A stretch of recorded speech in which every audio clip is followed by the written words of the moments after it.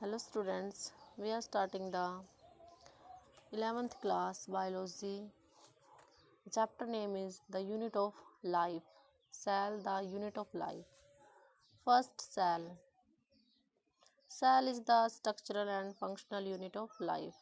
Means ki all the functions which are carried in our body are performed in cell.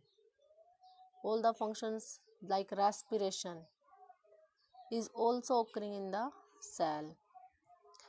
Cell is discovered by the Robert Hooke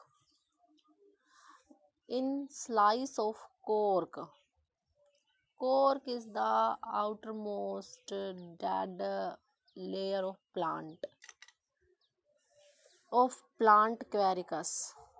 Cell is discovered by the Robert Hooke और plant का name क्या है क्वेरिकस और किस में discover की थी in the slice of cork. What is cork? Cork is a dead tissue.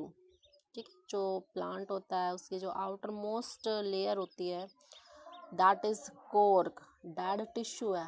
It is made up of a material substance that is known as the सैबेरिन.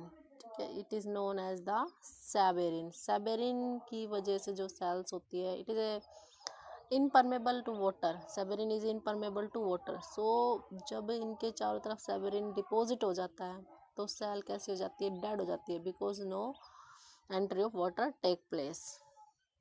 Cork is a dead tissue. So the cell is discovered by the Robert Hooke as a dead cell. कि starting में जो cell discovered करी थी वो कैसी cell थी? एक dead cell थी. क्वेश्चन आ सकता है कि जो स्टार्टिंग में रॉबर्ट हुक ने सेल डिस्कवर्ड की थी that is a dead cell. Living cell was discovered by Anton von Leeuwenhoek. Starting में सबसे पहले जो लिविंग सेल डिस्कवर की थी that is discovered by the Anton von Leeuwenhoek. Dead cell is discovered by the Robert Hooke. Starting में जो करी थी plant. What is plant name? Plant name is Quercus. Living cell is discovered by the observed या discovered by the Anton von Leeuwenhoek. Robert Brown discovered the nucleus. Cells ये cell जैसे कि ठीक है इसके सेंटर में जो nucleus होता है that is discovered by the Robert Brown. Next है कि cell theory was given by Schleiden and the Schwann. जो सेल थ्योरी थी is given by the two scientist Schleiden and the Schwann. Is given by the Schleiden and the Schwann. Cell theory. फिर उसके बाद कुछ जो cell theory है उसको थोड़ा मॉडिफाइड किया गया and the modern cell theory is given by the Schleiden, Schwann and Rudolf Virchow. ठीक है, सिंपली अगर पूछ ले कि सेल थ्योरी किसने दी तो cell theory is given by the Schleiden and Schwann. And if the question is arise कि who gives the modern cell theory, then the modern cell theory is given by the Sachildan, Sechuan and the Rudolf Virchow. What is cell theory? अब cell theory होती क्या है? Points of cell theory. Important जो point है cell theory के, सबसे पहले cell theory. All living organisms are made up of cell. कि जितने भी living organism है, कोई plant है, animal है, कुछ भी bacteria, virus, largest animal, all living things, all living organism are made up of cell. सभी के सभी living organism वायरस से लेके blue whale, largest mammal, all are made up of the cell. All the functions are the product of the functions of the cell. जितने भी हमारी body के अंदर फंक्शंस होते हैं लाइक हम रेस्पिरेशन ही करते हैं. ठीक है, तो जो रेस्पिरेशन हम कर रहे हैं रियल में वो रेस्पिरेशन कहाँ पे हो रहा है? सेल के अंदर. हम सांस ले रहे हैं, ब्रीथिंग कर रहे हैं ना, रेस्पिरेशन. ऑक्सीजन अंदर इनहेलेशन कर रहे हैं, ऑक्सीजन अंदर ले रहे हैं, एक्सहेलेशन कार्बन डाइऑक्साइड छोड़ रहे हैं. तो जो सारे के सारे फंक्शंस हो रहे हैं ठीक है वो रियल में कहाँ पे हो रहे हैं? सेल के अंदर. कि अगर हम ऑक्सीजन ले रहे हैं, we take oxygen then it goes to the every cell of the body. ठीक है, तो all the functions which are carried by the organism are really the functions of the cell. कि जो भी हम काम कर रहे हैं वो रियल में कौन कर रही है? सेल कर रही है. ठीक है, this is a important point. Third है all cells arise from the pre existing sales.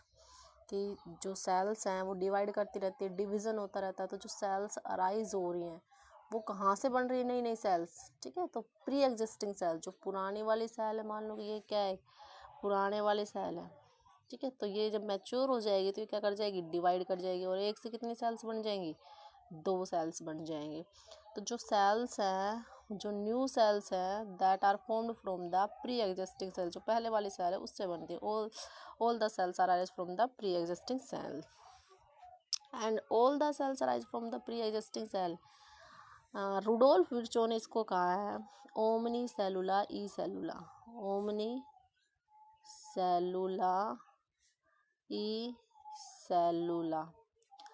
Special term is given by Rudolf Virchow, omnis cellula e cellula. इसका मीनिंग भी क्या है कि जो all the cells arise from the pre existing cells. तो these are some important points of cell theory. की first point क्या है, pure living organism are made up of the cells, all the functions are the product of the cell, and third all cells arise from the pre existing cell. Next है size of cell, कि जो smallest cell कौन सी है, largest cell कौन सी है। तो जो स्मॉलेस्ट सेल है that is of the PPLO, smallest cell कौन सी है, पीपीएलओ, ऑर्गेनिज्म है पीपीएलओ। इसका पूरा नाम क्या है, प्लूरोनिमोनिया लाइक ऑर्गेनिज्म। ये दूसरा इसको नाम दे देते हैं माइकोप्लाज्मा।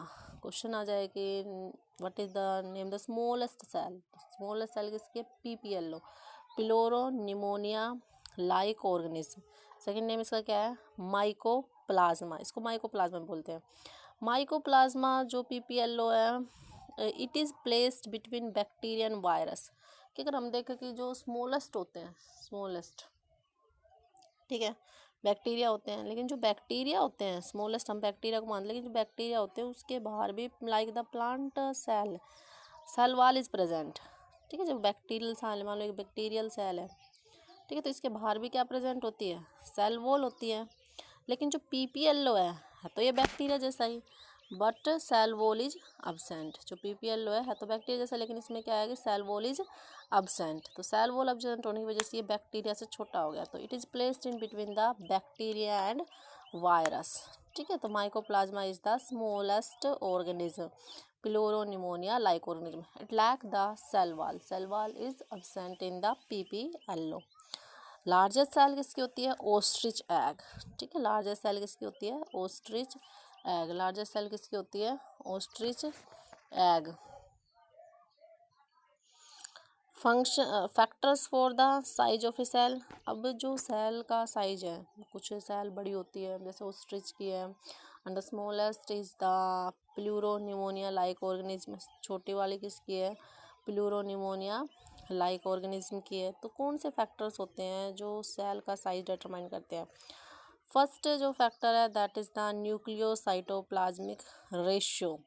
ये जो फर्स्ट फैक्टर वो कौन सा है, न्यूक्लियोसाइटोप्लाज्मिक रेशियो। मीन्स कि जो सेल है, ठीक है, मान लो कि ये सेल है, that is cell, and in the centre of cell nucleus is present, and that is cytoplasm, ठीक है। ये क्या हो गया, सारा का सारा साइटोप्लाज्म हो गया। सेंटर में न्यूक्लियस इज प्रेजेंट।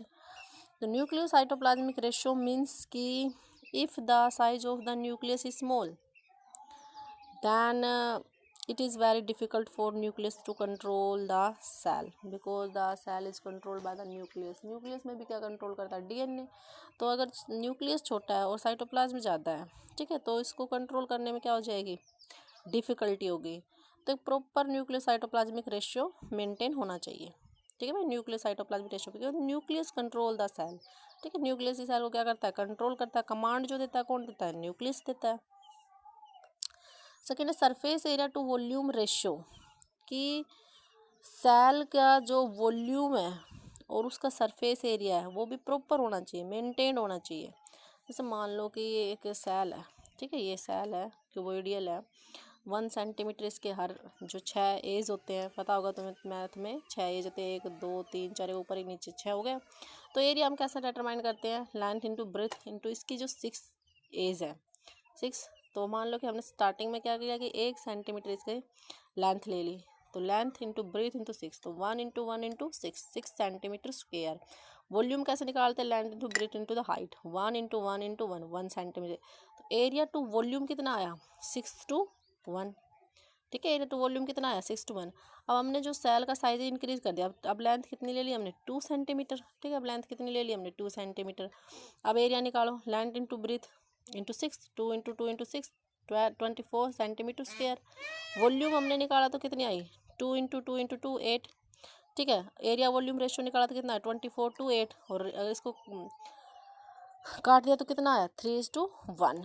यानी कि अगर हम सेल का साइज इंक्रीज करते हैं तो एरिया वॉल्यूम रेशियो क्या हो जाती है, डिक्रीज हो जाती है। समझ में आ गया भाई। अगर हमने सेल का साइज कैसे लिया था, छोटा लिया था, ठीक है, 1 सेंटीमीटर लिया था, तो एरिया वॉल्यूम रेशियो कितना आया था, 6:1। एफिशिएंसी ज़्यादा थी। और जैसे जैसे हम इसकी क्या कर देते हैं, सेल का साइज ने 2 सेंटीमीटर ले लिया, तो एरिया वॉल्यूम रेशियो क्या हो गया, डिक्रीज। इसका मतलब क्या है कि surface area to volume ratio, समझ में आ गया, कि सेल जितनी स्मॉल साइज की होगी, ठीक है, सेल अगर जितनी ज़्यादा छोटी सेल होगी, स्मॉल साइज होगी, उसकी एफिशिएंसी उतनी बेटर होगी। Means a small sized cell perform better function as compare to large size cell. Okay, third है रेट ऑफ मेटाबॉलिज्म। वही, अगर छोटी सेल है तो उसके अंदर जो रेट ऑफ मेटाबॉलिज्म है वो ज़्यादा होगा। मेटाबॉलिज्म मीन्स कि all the reactions which are carried out inside the cell, that is called the rate of metabolism. So factors for size of cell, first is the nucleocytoplasmic ratio, second surface area to volume ratio, means कि size जितना छोटा होगा cell का वो उतनी ही better अच्छे से काम करेगी। थर्ड है रेट ऑफ मेटाबॉलिज्म, कि जितना साइज छोटा होगा उतनी उसकी जो मेटाबॉलिक एक्टिविटीज है सेल की वो अच्छी होंगी। नेक्स्ट वीडियो में हम पढ़ेंगे प्रोकैरियोटिक यूकैरियोटिक सेल्स।